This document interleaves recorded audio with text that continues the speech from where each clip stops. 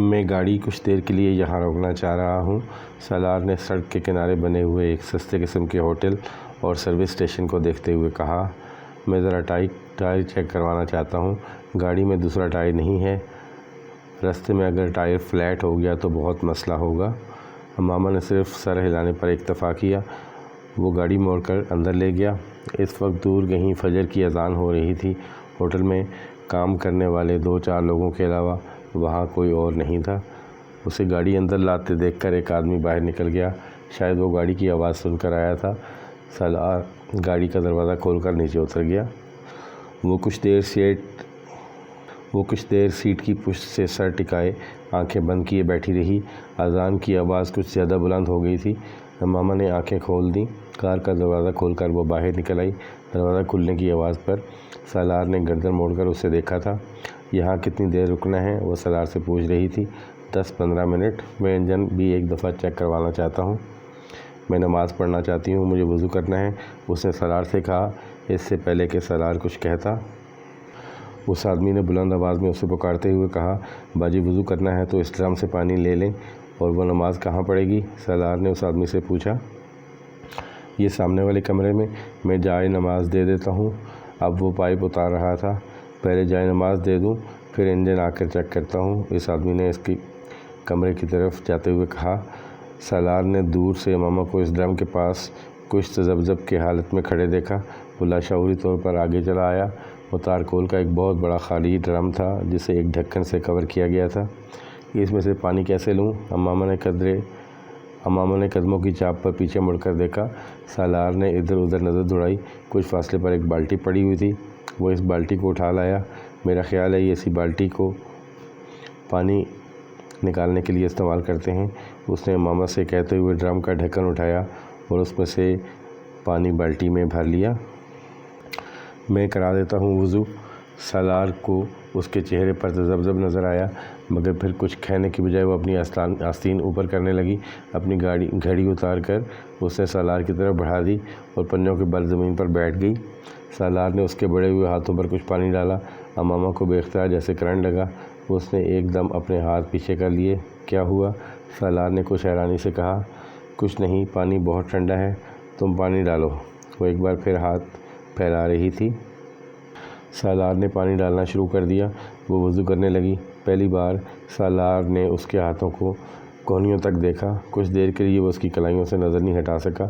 پھر اس کی نظر اس کی کلائیوں سے اس کے چہرے پر چلی گئی۔ وہ اپنی چادر کو ہٹائے بغیر بڑی احتیاط کے ساتھ سر، کانوں اور گردن کا مسح کر رہی تھی۔ سالار کی نظریں اس کے ہاتھوں کی حرکت کے ساتھ ساتھ سفر کر رہی تھیں۔ اس کی گردن میں موجود سونے کی چین اور اس میں لٹکنے والے موتی کو بھی اس نے پہلی بار دریافت کیا تھا۔ سالار نے اسے جتنی بار دیکھا تھا اس طرح کی چادر میں دیکھا تھا۔ چادر کا رنگ مختلف ہوتا، مگر وہ ہمیشہ اسے ایک ہی انداز میں لپیٹے ہوتی۔ وہ کبھی اس کے خد و خال پر غور نہیں کر سکا تھا۔ پاؤں پر پانی میں خود ڈال لیتی ہوں۔ اس نے کھڑے ہوئے سالار کے ہاتھوں سے اس بالٹی کو پکڑ لیا جو اب تقریباً خالی ہونے والی تھی۔ سالار چند قدم پیچھے ہٹ کر مہویت سے دیکھنے لگا۔ وہ وضو کر چکی تو سالار کی مہویت ختم ہوئی۔ اس نے گھڑی اس کی طرف بڑھا دی۔ آگے چلتے ہوئے وہ اس کمرے تک آئے جہاں وہ آدمی گیا تھا۔ وہ آدمی جب تک کمرے میں ایک طرف مسلح بچھا چکا تھا۔ امامہ خاموشی سے جائے نماز کی طرف بڑھ گئی۔ لاہور کی حدود میں داخل ہوتے ہی امامہ نے اس سے کہا، اب تم مجھے کسی بھی اسٹاپ پر اتار دو، میں چلی جاؤں گی۔ تم جہاں جانا چاہتی ہو میں تمہیں وہاں چھوڑ دیتا ہوں۔ اتنی دھند میں کسی ٹرانسپورٹ کا انتظار کرتے تمہیں بہت وقت لگے گا۔ سڑکیں اس وقت تقریباً ویران تھیں، حالانکہ صبح ہو چکی تھی، مگر دھند نے ہر چیز کو لپیٹ میں لے رکھا تھا۔ مجھے نہیں پتہ مجھے کہاں جانا ہے، پھر تمہیں میں کس جگہ کا پتہ بتاؤں؟ ابھی تو شاید میں ہاسٹل جاؤں، پھر وہاں۔ سالار نے اس کی بات کاٹ دی۔ تو پھر میں تمہیں ہاسٹل چھوڑ دیتا ہوں۔ کچھ فاصلہ اسی طرح خاموشی سے طے ہوا۔ پھر ہاسٹل سے کچھ فاصلے پر امامہ نے اس سے کہا، بس تم یہاں گاڑی روک دو، یہاں سے میں خود چلی جاؤں گی۔ میں تمہارے ساتھ ہاسٹل نہیں جانا چاہتی۔ سالار نے سڑک کے کنارے گاڑی کھڑی کر دی۔ پچھلے کچھ ہفتوں میں تم نے میری بہت مدد کی ہے، میں اس کے لیے تمہارا شکریہ ادا کرنا چاہتی ہوں۔ تم میری مدد نہ کرتے تو میں آج یہاں نہ ہوتی۔ وہ ایک لمحہ کے لیے رکی۔ تمہارا موبائل ابھی میرے پاس ہے، مگر مجھے ابھی اس کی ضرورت ہے، میں کچھ عرصہ بعد اسے واپس بھجوا دوں گی۔ اس کی ضرورت نہیں ہے، تم اسے رکھ سکتی ہو۔ میں کچھ دنوں بعد تم سے دوبارہ رابطہ کروں گی اور پھر تم مجھے طلاق کے پیپرز بھجوا دینا۔ وہ رکی۔ میں امید کرتی ہوں کہ تم میرے پیرنٹس کو کچھ نہیں بتاؤ گے۔ یہ کہنے کی ضرورت نہیں تھی، سالار نے بھویں اچکاتے ہوئے کہا۔ مجھے کچھ بتانا ہوتا تو میں بہت پہلے بتا چکا ہوتا، سالار نے قدرے سرد مہری سے کہا۔ تم مجھے بہت برا لڑکا سمجھتی تھیں، کیا ابھی بھی تمہاری میرے بارے میں وہی رائے ہے یا تم نے اپنی رائے میں کچھ تبدیلی کی ہے؟ سالار نے اچانک تیکھی مسکراہٹ کے ساتھ اس سے پوچھا۔ تمہیں نہیں لگتا کہ میں دراصل بہت اچھا لڑکا ہوں؟ ہو سکتا ہے، امامہ نے مدھم آواز میں کہا۔ سالار کو اس کی بات پر جیسے شاک لگا۔ ہو سکتا ہے؟ وہ بے یقینی سے مسکرایا۔ ابھی بھی ہو سکتا ہے تو تم بہت ناشکری ہو امامہ۔ میں نے تمہارے لیے اتنا کچھ کیا ہے جو اس زمانے میں کوئی لڑکا نہیں کرے گا، اور پھر تم بھی مجھے اچھا ماننے کو ابھی تک تیار نہیں ہو۔ میں ناشکری نہیں ہوں، مجھے اعتراف ہے کہ تم نے مجھ پر بہت احسانات کیے ہیں اور شاید تمہاری جگہ کوئی اور دوسرا اس طرح مدد نہ کرتا۔ سالار نے اس کی بات کاٹ دی۔ تمہیں اچھا ہوا نا؟ وہ کچھ نہیں بولی، صرف اسے دیکھتی رہی۔ نہیں، مجھے پتہ ہے تم یہی کہنا چاہتی ہو۔ حالانکہ مشرقی لڑکی کی خاموشی اس کا اقرار ہوتی ہے، مگر تمہاری خاموشی تمہارا انکار ہوتی ہے۔ ٹھیک کہہ رہی ہوں نا؟ مگر تمہاری خاموشی تمہارا انکار ہوتی ہے۔ ٹھیک کہہ رہا ہوں نا؟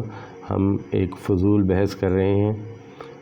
ہو سکتا ہے، سالار نے کندھے اچکائے، مگر مجھے حیرانی ہے کہ تم اس بارے ماما نے اس کی بات کاٹ دی۔ تم نے میرے لیے یقیناً بہت کچھ کیا ہے، اور اگر میں تمہیں جانتی نہ ہوتی تو یقیناً میں تمہیں ایک بہت اچھا انسان سمجھتی اور کہہ بھی دیتی، مگر میں تمہیں اتنی اچھی طرح جانتی ہوں کہ میرے لیے یہ کہنا مشکل ہے کہ تم ایک اچھے انسان ہو۔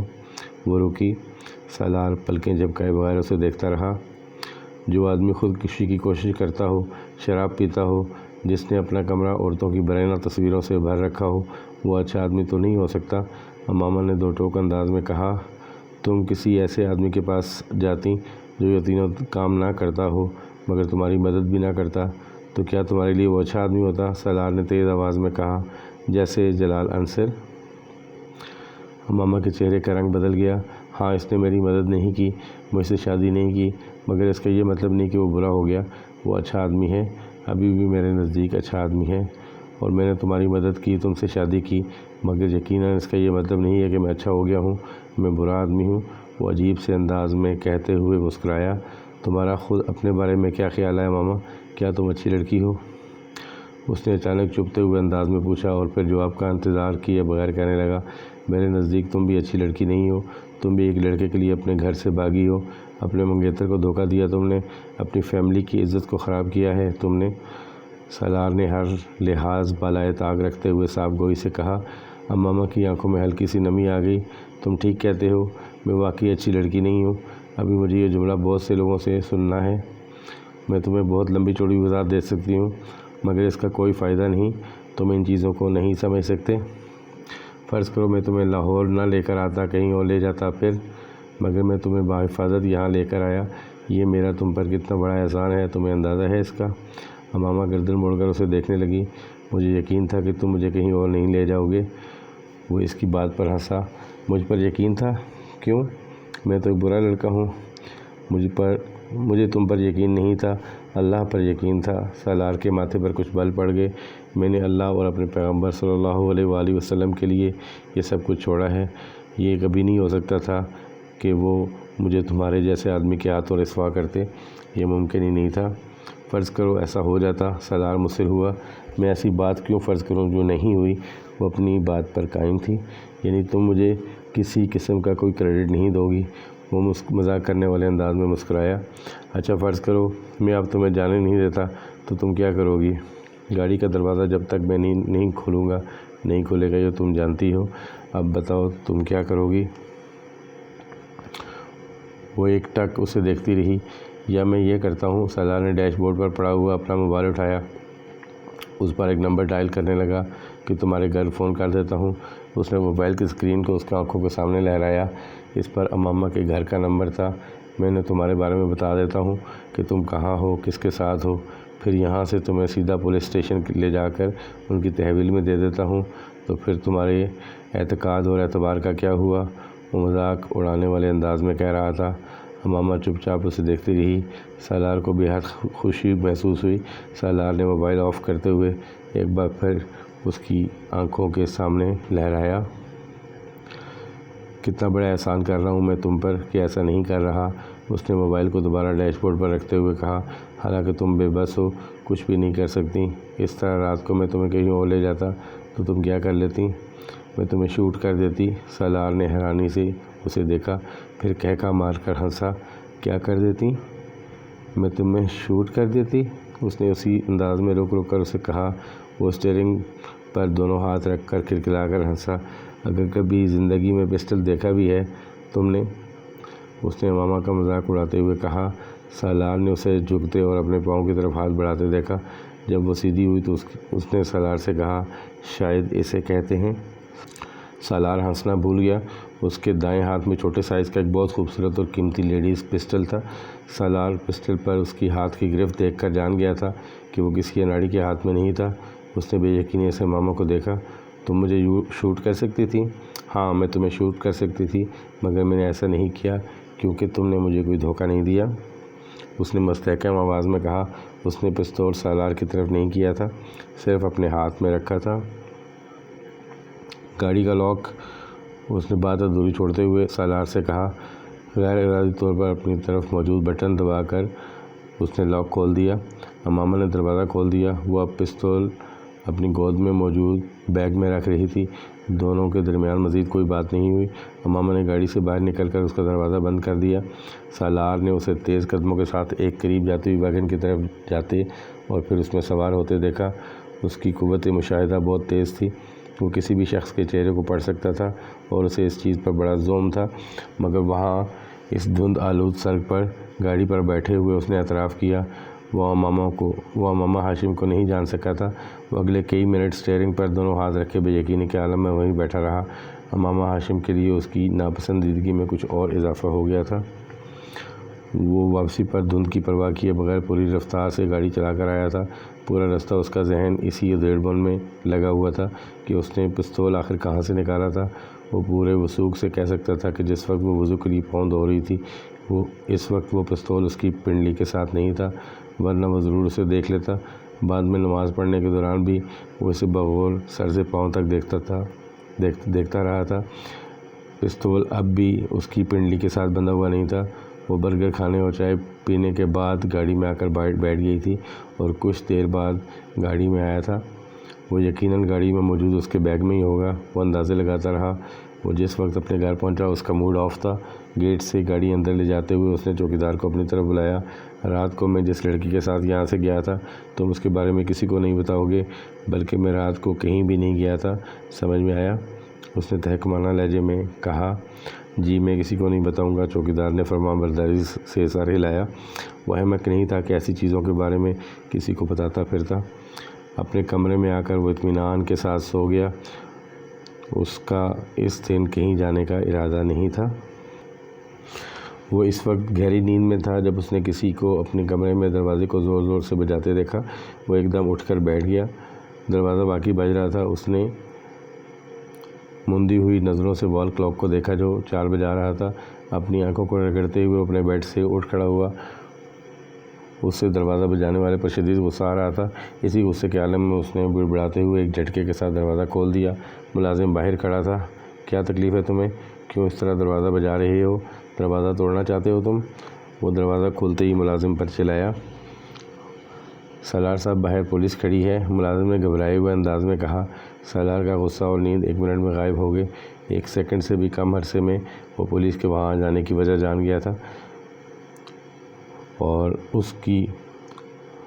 ان کی اور امامہ کے گھر والوں کی مستعدی پر اسے شدید حیرت ہوئی تھی۔ آخر چند گھنٹوں میں سیدھے اس تک کیسے پہنچ گئے تھے؟ کس لیے آئی ہے پولیس؟ اس نے اپنی آواز کو پرسکون رکھتے ہوئے بے تاثر چہرے کے ساتھ پوچھا۔ یہ تو نہیں پتہ جی، وہ بس کہہ رہے تھے کہ آپ سے ملنا ہے، مگر چوکیدار نے گیٹ نہیں کھولا۔ اس نے ان سے کہہ دیا تھا کہ آپ گھر پر نہیں ہیں، مگر ان کے پاس آپ کے وارنٹ ہیں اور وہ کہہ رہے ہیں کہ اگر انہیں اندر آنے نہیں دیا گیا تو وہ زبردستی اندر آ جائیں گے اور تمام لوگوں کو گرفتار کر کے لے جائیں گے۔ سالار نے بے اختیار اطمینان بھرا سانس لیا۔ چوکیدار نے واقعی بڑی عقل مندی کا مظاہرہ کیا تھا۔ اسے یقیناً یہ اندازہ ہو گیا تھا کہ پولیس رات والی لڑکی کے معاملے میں ہی تفتیش کے لیے وہاں آئی تھی، اس لیے اس نے نہ تو پولیس کو اندر آنے دیا اور نہ ہی انہیں یہ بتایا کہ سالار گھر پر موجود تھا۔ تم فکر نہ کرو، میں کچھ نہ کچھ کرتا ہوں، سالار نے ملازم سے کہا۔ وہ واپس اپنے بیڈ روم میں آ گیا۔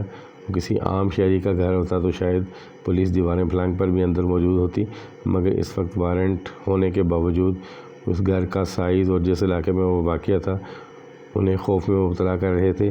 اگر ماما کا خاندان بھی اثر و رسوخ والا نہ ہوتا تو شاید اس وقت پولیس اس سیکٹر میں آنے اور خاص طور پر وارنٹ کے ساتھ آنے کی جرات ہی نہ کرتی، مگر اس وقت پولیس کے سامنے آگے کنواں پیچھے کھائی والی صورت تھی۔ سالار نے بیڈ روم کے اندر آتے ہی فون اٹھا کر کراچی سکندر عثمان کو فون کیا۔ پاپا ایک چھوٹا سا پرابلم ہو گیا ہے، اس نے چھوٹتے ہی کہا۔ یہاں ہمارے گھر کے باہر پولیس کھڑی ہے اور ان کے پاس میرے وارنٹ گرفتاری بھی ہیں۔ سکندر عثمان کے ہاتھ سے موبائل گرتے گرتے بچہ کیوں؟ یہ تو مجھے نہیں پتہ، میں سو رہا تھا، ملازم نے جگا کر مجھے بتایا۔ کیا میں جا کر پولیس والوں سے پوچھوں کہ وہ کس سلسلے میں مجھے گرفتار کرنا چاہتے ہیں؟ سالار نے بڑی فرمان برداری اور معصومیت کے ساتھ سکندر عثمان سے پوچھا۔ نہیں، باہر نکلنے یا پولیس کو اندر بلانے کی ضرورت نہیں ہے، تم اپنے کمرے میں ہی رہو، میں تھوڑی دیر بعد تمہیں رنگ کرتا ہوں۔ سکندر عثمان نے عجلت کے عالم میں موبائل بند کر دیا۔ سالار نے مطمئن ہو کر فون رکھ دیا۔ وہ جانتا تھا کہ اب کچھ دیر بعد پولیس وہاں نہیں ہوگی، اور واقعی ایسا ہی ہوا تھا۔ 10-15 منٹ کے بعد ملازم نے آ کر اسے پولیس کے جانے کے بارے میں بتایا۔ ملازم ابھی اسی سے بات ہی کر رہا تھا جب سکندر نے دوبارہ کال کی۔ پولیس چلی گئی ہے؟ سکندر نے اس کی آواز سنتے ہی کہا۔ ہاں چلی گئی ہے، سالار نے بڑے اطمینان بھرے لہجے میں کہا۔ اب تم میری بات ٹھیک طرح سنو، میں اور تمہاری ممی رات کو کراچی سے اسلام آباد پہنچ رہے ہیں، تم تب تک گھر سے باہر نہیں نکلو گے، سنا تم نے؟ سالار کو ان کی بات کرنے کا انداز بہت عجیب لگا۔ انہوں نے بہت اکھڑ انداز اور سرد مہری سے اس سے بات کی تھی۔ سن لیا؟ وہ دوسری طرف سے فون بند کر چکے تھے۔ سالار ابھی فون بند کر رہا تھا جب اس کی نظر اپنے کمرے کے کارپیٹ پر پڑی۔ وہاں جوتے کے نشانات تھے اور اس نے دیکھا کہ ملازم بھی قدرے حیرانی کے عالم میں ان نشانات کو دیکھ رہا تھا جو کھڑکی سے قطار کی صورت میں بڑھ رہے تھے۔ جوتے کے ان نشانات کو صاف کر دو، سالار نے تحکمانہ انداز میں کہا۔ ملازم کمرے سے باہر چلا گیا۔ سالار اٹھ کر کھڑکی کی طرف آ گیا۔ اس نے وہ سلائیڈنگ ونڈو پوری طرح کھول دی۔ اس کا اندازہ ٹھیک تھا، جوتے کے وہ نشان، مٹی والے نشانات باہر برآمدے میں بھی موجود تھے۔ امامہ اپنی کیاریوں سے گزر کر دیوار پھلانگ کر ان کی کیاریوں میں کودی تھی، اور یہی وجہ تھی کہ اس کے جوتے کے تلے مٹی سے بھر گئے تھے، اور اس کی وجہ سے وہ مٹی کم اور کیچڑ زیادہ تھی، اور اس کے برآمدے کو سفید ماربل پر 2 نشانات بالکل ایک قطار کی صورت میں آ رہے تھے۔ وہ ایک گہری سانس لیتا ہوا اندر آ گیا۔ ملازم کمرے میں ان نشانات کو صاف کرنے میں مصروف تھا۔ باہر برآمدے میں بھی پیروں کے کچھ نشانات ہیں، انہیں بھی صاف کر دینا، سالار نے اس سے کہا۔ یہ کس کے نشانات ہیں؟ ملازم زیادہ دیر اپنے تجسس پر قابو نہ رکھ سکا۔ میرے، سالار نے اکھڑ لہجے میں کہا۔ تو ناظرین، اس کے ساتھ ہی یہ قسط اپنے اختتام کو پہنچی۔ آنے والی اقساط کو دیکھنے کے لیے میرے چینل کو سبسکرائب کر لیے اور اپنے ویلیوبل کمنٹس ضرور دیجیے گا۔ حاضر ہوتے ہیں ایک نئی ویڈیو کے ساتھ۔ اللہ نگہبان۔